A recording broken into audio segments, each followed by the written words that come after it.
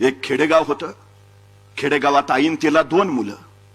मुलाचं नाव विकास आणि मुलीचं नाव योजना. त्या काळात मुलींना शिकवायची पद्धत नव्हती.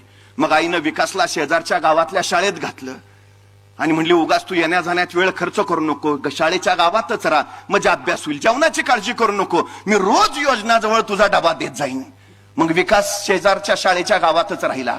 इकडे रोज सकाळी लवकर उठायची, विकासला चांगल्या चुंगल्याचा डबा तयार करायची आणि तो तयार झालेला डबा योजनाकडे द्यायची आणि सांगायची, जा विकासला नेऊन दे. योजना तो डबा घ्यायची आणि चालत चालत चालत विकासच्या शाळेच्या गावाकडे निघायची. पण अर्ध्या वाटेत गेली की योजनेलाच भूक लागायची आणि मग विकाससाठी दिलेला डबा ते अर्ध्या रस्त्यात उघडायची, त्यातलं चांगलं चुंगलं काय ते सगळं खाऊन घ्यायची आणि उरलेला राहिलेला डबा मग विकासला नेऊन द्यायची.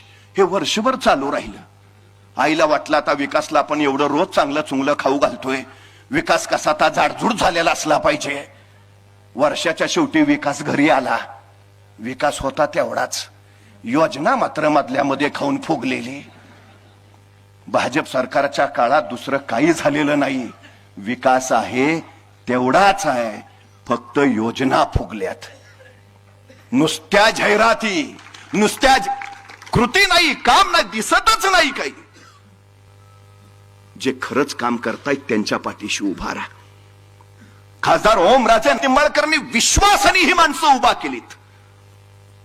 तुमचा विश्वास त्यांच्या पाठीशी उभा राहू द्या.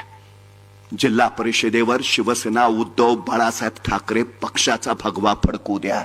श्वासात, ध्यासात आणि मनामनात धगधगणारी शिवसेनेची मजा.